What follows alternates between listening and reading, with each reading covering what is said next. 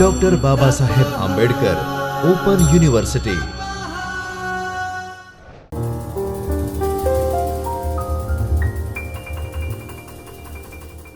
નમસ્તે વિદ્યાર્થી મિત્રો, ડૉક્ટર બાબા સાહેબ આંબેડકર ઓપન યુનિવર્સિટીના જ્યોતિર્મય પરિસરના ચૈતન્ય સ્ટુડિયોમાંથી હું ડૉક્ટર જાગૃતિ જે મહેતા ગુજરાતી વિષયના મદદનીશ અધ્યાપક આપ સૌને આવકારું છું। તો વિદ્યાર્થી મિત્રો, આજે હું તમને વિનયન વિદ્યાશાખાના બીજા વર્ષના મુખ્ય વિષય ગુજરાતીના પેપર 5માં ગુજરાતી સાહિત્યના સ્વરૂપો, જેમાં વિદ્યાર્થી મિત્રો આપણે ટૂંકી વાર્તાના ઉદ્ભવ અને ટૂંકી વાર્તાના વિકાસ વિશે વાત કરવાના છીએ। તો આજ અગાઉ આપણે સુધારક યુગની વાર્તા, પંડિત યુગની વાર્તા અને ગાંધી યુગની વાર્તા વિશે વિસ્તૃત સમજૂતી મેળવી છે। તો વિદ્યાર્થી મિત્રો, હવે આપણે આધુનિક યુગની ટૂંકી વાર્તાનો વિકાસ જોઈએ તો તેમાં સુરેશ જોશી અને નવી વાર્તાની વાત કરીએ તો 1956માં સુરેશ જોશીનો પ્રથમ વાર્તા સંગ્રહ ગૃહપ્રવેશ પ્રગટ થયો છે। ગુજરાતી વાર્તાના ઇતિહાસમાં એક નવું પ્રકરણ શરૂ થયું। વાર્તા કલાની એક જુદી વિભાવના સુરેશ જોશી પાસે હતી। નવી વાર્તાનું એ રસશાસ્ત્ર પારંપરિક વાર્તાઓ કરતાં ધરાડ જુદું પડતું હતું। આજના વિવેચનને કમનસીબે આ નવા એસ્થેટિક્સને અનુલક્ષીને નવી વાર્તાને જાણવા માણવાને બદલે પરંપરાગત વિવેચકીય પરિપાટીઓ અને ઓજારોથી જ નવી વાર્તાનું મૂલ્યાંકન શરૂ કર્યું। ટૂંકમાં નવી વાર્તાને નવા રસશાસ્ત્રથી જ મૂલવી શકાય એટલો સહજ વિવેક પણ ગુજરાતી વિવેચનને દાખવ્યો નથી। પરિણામે સુરેશ જોશીની વાર્તા કલા અનેક આક્ષેપો અને ગેરસમજનો ભોગ બની રહી હતી। આ નવું રસશાસ્ત્ર શું છે? વાર્તાને સુરેશ જોશી વાસ્તવિકતાના શાબ્દિક અનુવાદ તરીકે માનતા નથી, પણ શબ્દના માધ્યમથી થતા કલાત્મક અને નવા આકારના નિર્માણ તરીકે જુએ છે। માત્ર ટૂંકી વાર્તા જ નહીં, પણ સર્જનાત્મક તમામ સાહિત્ય કૃતિઓએ આ રૂપરચના આકાર નિર્માણનું કાર્ય કરવાનું છે, એ તેમનો મૂળભૂત આગ્રહ હતો। પશ્ચિમમાં આકારવાદના મૂળ છેક એરિસ્ટોટલની વિચારણામાં પડેલા જણાય છે। એરિસ્ટોટલનું જાણીતું ઉદાહરણ એ છે કે મૂર્તિ સોનાની હોય કે માટીની એ મહત્વનું નથી, પણ તેનો આકાર મહત્વનો છે। સોના જેવી કિંમતી સામગ્રીમાંથી બનાવાયેલી હોય પણ બેડોળ અને ઘાટઘૂટ વિનાની હોય તો કલાની દ્રષ્ટિએ કશું જ મૂલ્ય નથી। તે જ પ્રમાણે માટીની હોય પણ જો આકાર કલામય હોય તો કલા દ્રષ્ટિએ તેનું મૂલ્ય ઘણું છે। તે જ પ્રમાણે ઉચ્ચ ભાવનાઓ કે વિષયોમાંથી પણ નિકૃષ્ટ કૃતિઓ નિપજી શકે છે અને નિકૃષ્ટ સામગ્રીમાંથી પણ ઉચ્ચ કલાત્મક આકૃતિનું નિર્માણ થઈ શકે છે। કલાકૃતિમાં મહત્વ સામગ્રીનું નથી હોતું, પણ એ સામગ્રીના કલાકારે કરેલા વિશિષ્ટ આયોજનને પરિણામે થતા નવ્ય કલાત્મક આકાર નિર્માણનું હોય છે। આકૃતિ નિર્માણ અને રૂપરચના જેવી સંજ્ઞાઓ સુરેશ જોશી થકી ટૂંકી વાર્તાના સંદર્ભે કાર્યશીલ થવા માંડી। સ્પષ્ટ છે કે સુરેશ જોશીની પૂર્વે લગભગ વાસ્તવના અનુવાદની સમાંતર ચાલતી આવતી હતી। ઘણીવાર તો સામગ્રીને તેના મૂળ સ્વરૂપમાં ઠઠાડી દેવામાં આવતી હતી।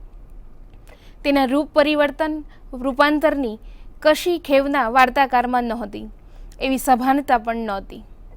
એક ઘરગથ્થુ ઉદાહરણથી આ વાત સમજીએ તો લોટ, પાણી, તેલ, અગ્નિ આ બધું રોટલીની કાચી સામગ્રી છે। જ્યારે રોટલી તૈયાર થઈ જાય છે ત્યારે એ સામગ્રીનું મૂળ સ્વરૂપ સાવ બદલાઈ જાય છે। એવી રીતે દીવો બળે છે ત્યારે પણ રૂ અને ઘી તેની સામગ્રી દીવાની જ્યોત રૂપે અવશિષ્ટ રહે છે। તેમ વાસ્તવિકતાનું મૂળ સ્વરૂપ બદલાઈ જવું જોઈએ અને તેનું નવું કલાત્મક રૂપ નિર્માણ થવું જોઈએ। આ રૂપ નિર્માણના સિદ્ધાંતને એઝરા પાઉન્ડના શબ્દોમાં મેક ઇન ન્યૂ દ્વારા વર્ણવી શકાય। ગૃહપ્રવેશની વાર્તાઓને તપાસતા પૂર્વે સામગ્રીના વિશિષ્ટ આયોજનની સુરેશ જોશીની હિમાયતને સમજવી જરૂરી છે। એક પ્રદર્શનમાં કાચના 3 ગ્લાસને એવી રીતે ગોઠવ્યા હતા કે જોનારને એમાં પાંખ ફેલાવીને બેઠેલા પતંગિયાનો આકાર દેખાય। તો ગૃહપ્રવેશની ઘણી ખરી વાર્તાઓમાં માનવ સંદર્ભોની આવી રીતે ગોઠવણ અથવા તો આયોજન કરવામાં આવ્યું છે। તમને રસ પડે એ રીતે કે જેથી કશાક નવા આકારોની અનુભૂતિ વાચકને થઈ શકે। આમાં બે સંદર્ભોને અડખે પડખે ગોઠવી જોવાનું કુતૂહલ પણ કામ કરે છે। વાર્તામાંથી કશોક જીવન સંદેશ કે માનવ તથ્યનું સંશોધન કરવાની તેમની લેશ માત્ર ગણતરી નથી. તેમને તો બે વિશૃંખલ સંદર્ભોને જોડાજોડ મૂકી જોવાની કેવું રૂપ ઉત્પન્ન થાય છે તે જોવાનું કુતૂહલ છે. આ એક પ્રકારની લીલા થઈ.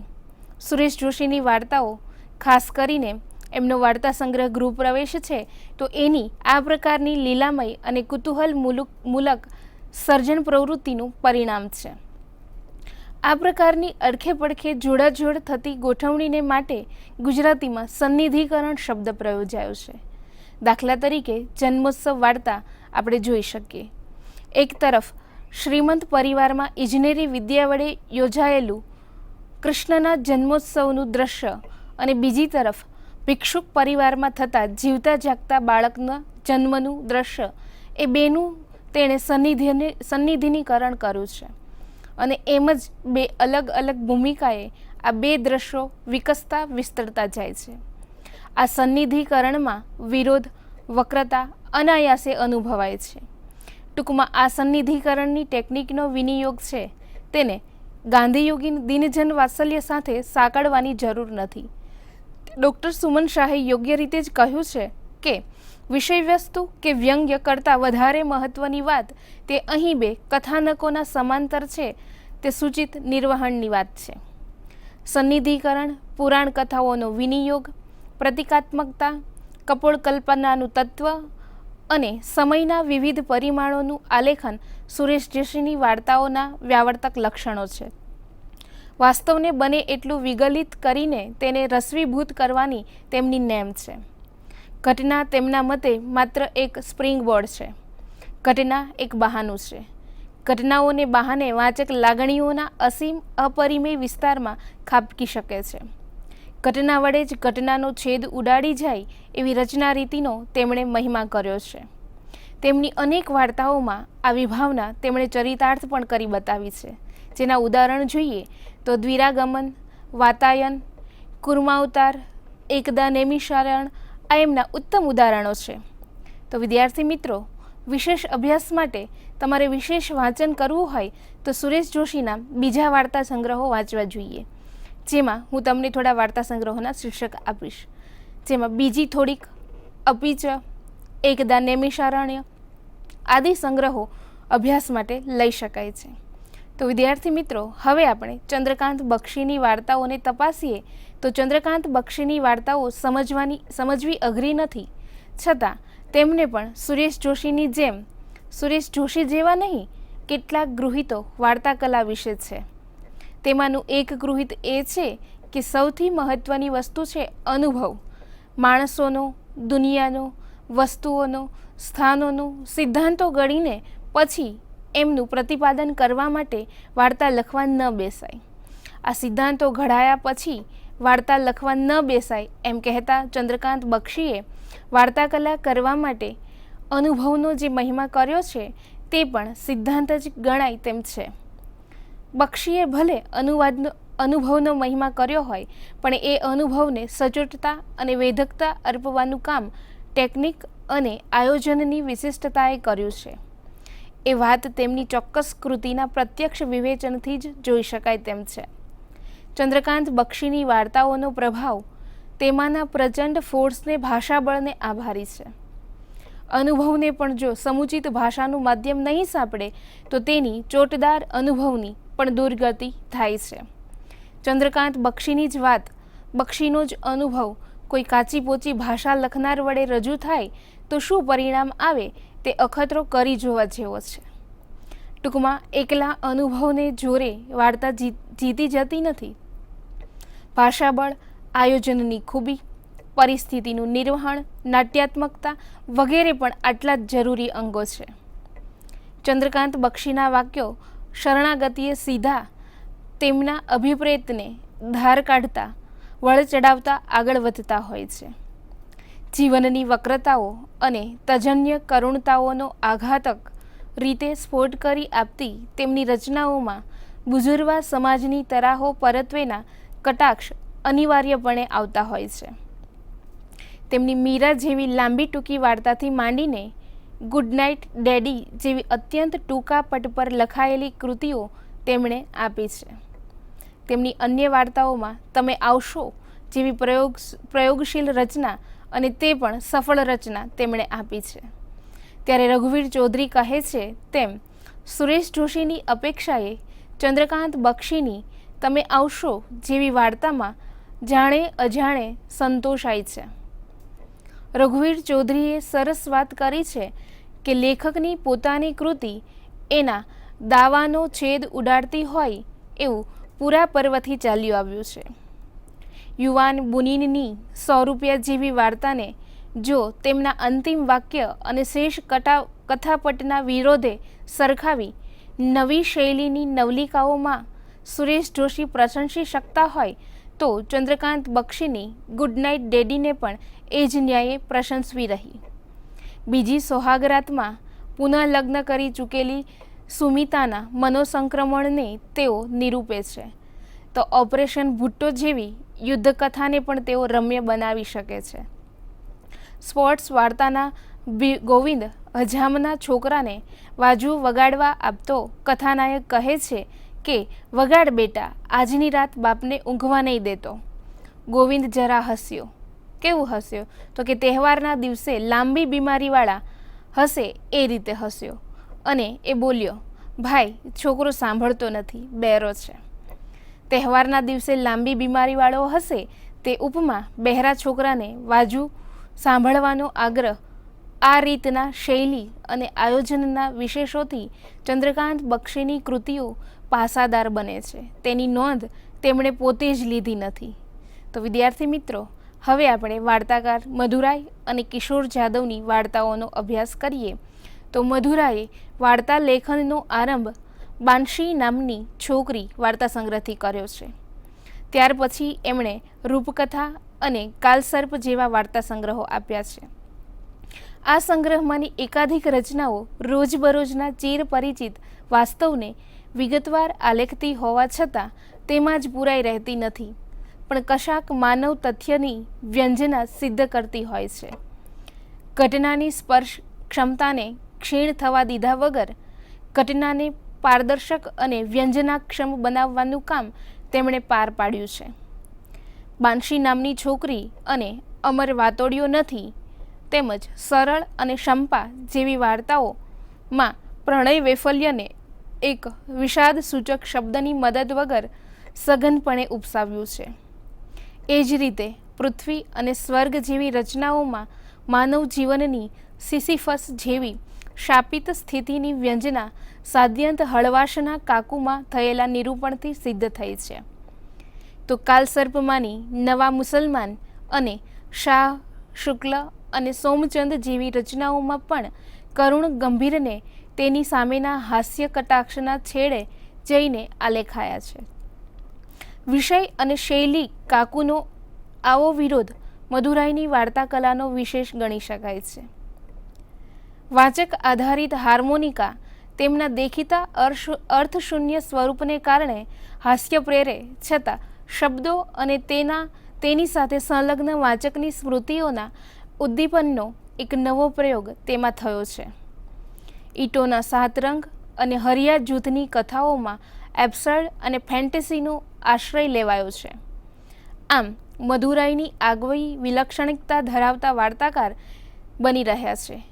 તો વિદ્યાર્થી મિત્રો, આપણે વાર્તાકાર મધુરાયની વાર્તાનો અભ્યાસ કર્યા બાદ હવે કિશોર જાદવની વાર્તાઓને તપાસીએ. તો કિશોર જાદવ એક પ્રયોગશીલ વાર્તાકાર છે. પ્રયોગ એ ફેશન પરસ્તીની રીતે નહીં, પણ પોતાની આંતરિક જરૂરિયાતોને વશ વર્તીને કરે છે. કિશોર જાદવનો પ્રથમ વાર્તા સંગ્રહ પ્રાગૈતિહાસિક અને શોકસભા 1969માં પ્રગટ થયો. તેમના અન્ય વાર્તા સંગ્રહોમાં સૂર્યારોહણ જે 1972માં આપણને મળે છે અને છદ્મવેશ 1982માં પ્રગટ થયો છે. સુરેશ જોશી પ્રેરિત અને પ્રણીત વાર્તા વિભાવનાની આબોહવામાં રહીને કેટલાક સર્જકોએ ઉમદા સર્જન કર્યું, તેમાં કિશોર જાદવનું નામ અગ્રીમતા ધરાવે છે. અનેકવિધ સ્તરે ચાલતી ચિત્તની વિવિધ લીલાઓના પ્રતિરૂપ ઉપસાવીને તેઓ જાણે પાત્રના માનસમાં આપણને પ્રવેશ કરાવે છે. પ્રાધ્યાપક કાંતિ પટેલે યોગ્ય રીતે જ કહ્યું છે કે તેમનો આ મનોવૈજ્ઞાનિક ઝુકાવ વાર્તાકાર તરીકેની તેમની આગવી સિદ્ધિ અને મર્યાદા બની રહે છે.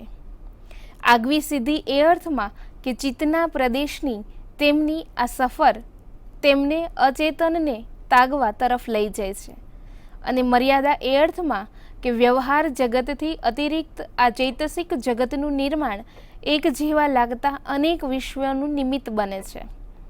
પ્રાગૈતિહાસિક અને શોકસભામાં વિનાયક નામના પાત્રની આ વિશ્વમાંની હયાતીની નિરસ્તાની કથા રૂપક ગ્રંથિ દ્વારા કહેવાય છે. વળી સરી જતું દ્રશ્ય, પોલાણના પંખી, લેબિરિન્થ વગેરેનો અભ્યાસ પ્રતીક યોજનાની દ્રષ્ટિએ થવો જોઈએ. કિશોર જાદવના મતે વાર્તા સર્જકની આધુનિક અભિજ્ઞતાને વિશેષ અનુરૂપ બની રહેતું કળા સ્વરૂપ તે ટૂંકી વાર્તાનું, કેમ કે તેનું સ્વરૂપ હોવાને કારણે જ આપણી ખંડિત વાસ્તવિકતાની અભિવ્યક્તિ કદાચ ટૂંકી વાર્તામાં વધુ સામર્થ્યપૂર્વક સિદ્ધ થાય છે. આ ઉપરાંત આપણા દ્રશ્યમાન જગતની નરી હકીકતો પરથી તારવાયેલા બુદ્ધિગ્રાહ્ય સત્યોનું કશું શ્રદ્ધેય મૂલ્ય નથી. તેનું કંઈ અદ્વિતીય મૂલ્ય હોય તો તે છે આપણું ભાવ વિશ્વ, મનુષ્યની અંતઃચેતના. તેથી રૂઢ વસ્તુ સંકલના અને કૃત્રિમ આડ અને બૌદ્ધિક કરામતોનું આજની વાર્તાઓમાં સ્થાન નથી. કિશોર જાદવની પોતીકી વાર્તા વિભાવના છે, અને એને અવગણીને એની વાર્તાઓ માણી શકાય નહીં. તો વિદ્યાર્થી મિત્રો, હવે આપણે જે અભ્યાસ કર્યો એ મધુરાય અને કિશોર જાદવની વાર્તાઓનો અભ્યાસ કર્યો. તો આપણે ઈવાડેવ, રાધેશ્યામ શર્મા, ભગવતી કુમાર શર્મા, કુંદનિકા કાપડિયા, સરોજ પાઠક અને મોહમ્મદ માંકડની વાર્તાને તપાસીએ તો ઉપરોક્ત વાર્તાકારોએ પરંપરા અને પ્રયોગ બંને પ્રવાહોમાં કૃતિઓ આપી છે. ઈવાડેવ જે ઉપનામ ધરાવે છે એવા સર્જક પ્રફુલ્લ દવેના આગંતુક વાર્તા સંગ્રહની કૃતિઓ પાત્રના ચૈતસિક વિશ્વને આપણા ચિર પરિચિત કૌટુંબિક સામાજિક વાતાવરણની પડછે ઉપસાવી આપે છે. તો રાધેશ્યામ શર્માએ બિચારા વાર્તા સંગ્રહથી આરંભ કર્યો છે, અને પછી પવન પાવડી અને વાર્તાવરણ સંગ્રહો આપ્યા છે. આધુનિકતા અને પરંપરા બંનેને તેઓ સમતોલપણે વિનિયોજિત કરે છે. પ્રતીક, સ્વપ્ન, સરરિયલ ઇત્યાદિ આધુનિકતાના સંપ્રત્યયો તેમની કૃતિઓમાં અનુભવાય છે. તો ભગવતી કુમાર શર્માની વાર્તા સાધના પણ વર્ષોથી ચાલી આવી છે.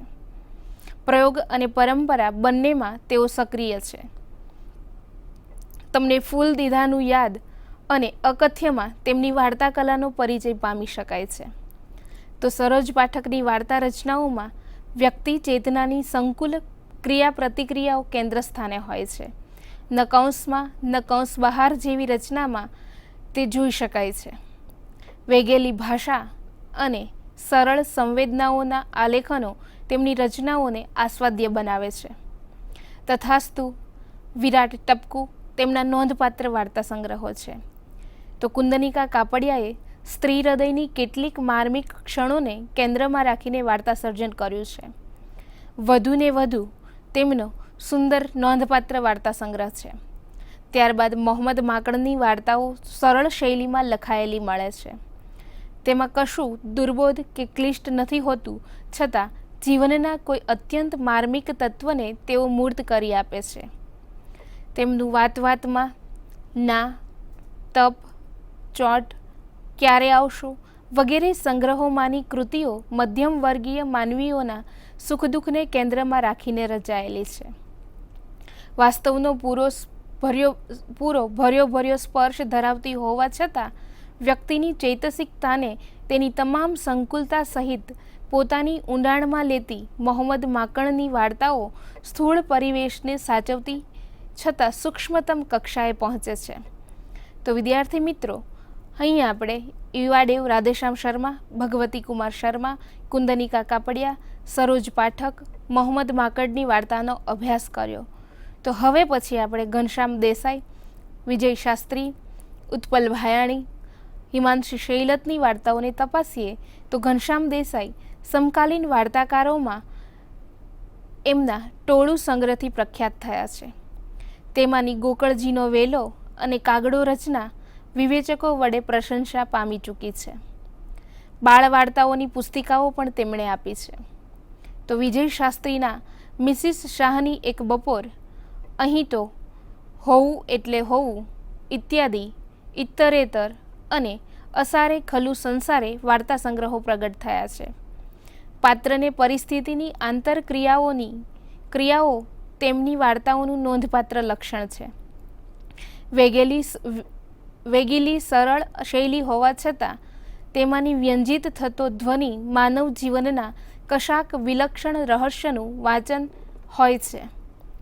તો હિમાંશુ શૈલતના અંતરાળ અને અંધારી ગલીમાં સફેદ ટપકા જેવા વાર્તા સંગ્રહો મળે છે. અનૌપચારિક શૈલીમાં કવચિત પારસ્પરિક રીતિમાં વહેતી તેમની કૃતિઓ એકાધિક વ્યક્તિ ચેતનાની કોઈ એવી ક્ષણના બિંદુએ આવીને અટકે છે જ્યાંથી વ્યક્તિનું સમગ્ર વ્યક્તિત્વ કશીક નવી જ મુદ્રા ધારણ કરતું જણાય. તો ઉત્પલ ભાયાણીના નિમજ્જન, હલ્લો અને ખતવણી એમ 3 વાર્તા સંગ્રહો ઉપલબ્ધ થયા છે. તેમની કથન રીતિનું બાહ્ય સ્તર સરળતા ધરાવતું હોય છે, પણ દ્વિતીય સ્તરે એ સરળતા જ કશાક પોટેન્શિયલ મુદ્દાની વાચક બનતી હોય છે. તેમની રચનાઓનો વિસ્તાર અલ્પ છે, પણ તેમાંથી નિપજતી વ્યંજના અપરિમેય હોય છે. તો વિદ્યાર્થી મિત્રો, આપણે વાર્તાકાર ઘનશ્યામ દેસાઈ, વિજય શાસ્ત્રી, ઉત્પલ ભાયાણી અને હિમાંશુ શૈલતની વાર્તાનો અભ્યાસ કર્યો. તો આપણે આધુનિક ટૂંકી વાર્તામાં દલિત વાર્તા, લઘુકથા, તળપદ વાર્તાઓનો પરિચય મેળવીએ તો ગુજરાતી સાહિત્યની વિકાસ રેખાનો અભ્યાસ કરનારે તાજેતરમાં ચાલી રહેલા દલિત વાર્તા અને લઘુકથાના પ્રવાહનો પણ પરિચય મેળવવો જોઈએ. દલિત ચેતનાની ઓળખ જેમાંથી પ્રગટતી હોય એવી કૃતિઓ ઓછી નથી. દલપત ચૌહાણ, મોહન પરમાર, હરીશ મંગલમ અને બીજી પણ કેટલીક કલમો આ દિશામાં સક્રિય છે. તેમની પ્રતિબદ્ધતા સાચવતા છતાં જ્યાં તેમણે કલાનો દ્રોહ નથી કર્યો ત્યાં વાર્તા મળી છે. કેમ કે તટસ્થ વાચકને તો વાર્તામાં જેટલો રસ હોય એટલો વાર્તાકારની ચોક્કસ પ્રતિબદ્ધતામાં ન હોય એ દેખીતું છે. છતાં વાર્તાકારનો અભિનિવેશ વાર્તાના કલમની ઝીણી મોટી ખૂબીઓ પારખવામાં ઉપકારક થતો હોય છે. ગુજરાતી વાર્તા ક્ષેત્રે લઘુકથાનું સ્વરૂપ આગવું કૌવત પ્રગટાવી શક્યું છે. મોહન પટેલ, રમેશ ત્રિવેદી, ઇજ્જત કુમાર ત્રિવેદી, નરેન બારડ, અરવિંદ ગજ્જર જેવા લેખકો અને કુમાર તેમજ નવચેતન જેવા સામયિકોએ આ સ્વરૂપને પુષ્ટ કરવામાં આપેલો ફાળો નોંધપાત્ર છે. લઘુકથાનો વિસ્તાર ટૂચકાને બરોબરીનો હોય છે, છતાં સૂક્ષ્મ સ્તરે થતું આલેખન અને રહસ્ય ગર્ભ ક્ષણનો ચોક્કસ રીતિએ થતો સ્ફોટ લઘુકથાને વાચક વિવેચકોમાં પ્રિય બનાવી શક્યા છે. ટૂચકો અને વાર્તા ક્યાં અને કેમ જુદા પડે છે તે સમજી શકાય છે. આ સાથે જ મણિલાલ હ પટેલ, કિરીટ દુધાત, ચતુરભાઈ પટેલ, રમેશ ત્રિવેદી, હર્ષદ ત્રિવેદી, જનક ત્રિવેદી, બિપિન પટેલ, મોહન પરમાર આદિ વાર્તાઓ રચી રહ્યા છે. એ તળપદ વાર્તાઓના પ્રવાહને પણ સંભાળી લેવો જોઈએ, યાદ કરી લેવો જોઈએ. તો વિદ્યાર્થી મિત્રો, આપણે અહીં આધુનિક યુગમાં સુરેશ જોશીથી લઈને અનુઆધુનિક યુગ સુધીની વાર્તાની વિકાસગાથા સમજવાનો પ્રયત્ન કર્યો. તો આ અભ્યાસ બાદ વિદ્યાર્થી મિત્રો, તમે તમારી પ્રગતિ ચકાસો, જેના માટે હું તમને અહીંયા થોડા પ્રશ્નો આપીશ. પહેલો પ્રશ્ન છે, સુરેશ જોશીની વાર્તાઓના મહત્વના લક્ષણોની યાદી તૈયાર કરો. બીજો પ્રશ્ન છે, આયોજનની વિશેષતા એટલે શું? ત્રીજો પ્રશ્ન છે, વાર્તા કલા અંગે ચંદ્રકાંત બક્ષીનો ખ્યાલ વર્ણવો. ચોથો પ્રશ્ન છે, મધુરાયની તમને જાણીતી વાર્તાઓના નામની યાદી તૈયાર કરો. પાંચમો પ્રશ્ન છે, હાર્મોનિકાના સ્વરૂપ વિશે ચર્ચા કરો. છઠ્ઠો પ્રશ્ન છે, કિશોર જાદવની વાર્તાકાર તરીકેની સિદ્ધિ મર્યાદાઓ જણાવો. 7મો પ્રશ્ન છે મોહમ્મદ માકડ, કુંદનિકા કાપડિયા, સરોજ પાઠક, ભગવતી કુમાર શર્મા આ દરેક વાર્તાકારની એક એક નોંધપાત્ર કૃતિઓના નામ લખો. 8મો પ્રશ્ન છે ખતવણી, હલ્લો, નિમજ્જન, ટોળું, અંધારી ગરીમાં સફેદ ટપકા આ દરેક કૃતિના લેખકનું નામ લખો. તો આ ટૂંકી વાર્તાના ઉદ્ભવ અને વિકાસના અભ્યાસ માટે વિદ્યાર્થી મિત્રો આપ આટલું અવશ્ય વાંચજો, જેના માટે થોડા પુસ્તકોની યાદી પણ હું તમને આપું છું, જે આ સ્વરૂપના ઉદ્ભવ અને વિકાસને સમજવા માટે મદદરૂપ થશે. પહેલું પુસ્તક છે સન્નિષ્કર્ષ, જેના લેખક છે અનિરુદ્ધ બ્રહ્મભટ્ટ. બીજું પુસ્તક છે ટૂંકી વાર્તા સ્વરૂપ અને સાહિત્ય, જેના લેખક છે જયંત પાઠક અને ડૉક્ટર રમેશ શુક્લ. ત્રીજું પુસ્તક છે વાર્તા વિમર્શ, જેના લેખક છે ચુનીલાલ મડિયા. ચોથું પુસ્તક છે કથા વિવેચન પ્રતિ, જેના લેખક છે ડૉક્ટર પ્રમોદ કુમાર પટેલ. પાંચમું પુસ્તક છે ટૂંકી વાર્તા અને ગુજરાતી ટૂંકી વાર્તા, જેનું સંપાદન જયંત કોઠારીએ કર્યું છે. અને છઠ્ઠું પુસ્તક છે ટૂંકી વાર્તા, જેના લેખક છે વિજય શાસ્ત્રી. સાતમું પુસ્તક છે 4 વાર્તાકારો એક અભ્યાસ, આ પુસ્તકના લેખક પણ વિજય શાસ્ત્રી છે. અને 8મું પુસ્તક છે ગુજરાતીમાં ગદ્ય સ્વરૂપો અને વિકાસ, જેનું સંપાદન ગુલાબદાસ બ્રોકરે કર્યું છે. તો વિદ્યાર્થી મિત્રો ફરી પાછા આપણે કોઈ નવા મુદ્દા સાથે મળીશું. આપના વિષયમાં ખૂબ પ્રગતિ કરો એવી શુભકામના સાથે આપ સૌનો ખૂબ ખૂબ આભાર. અસ્તુ. स्वाध्यायः परमम्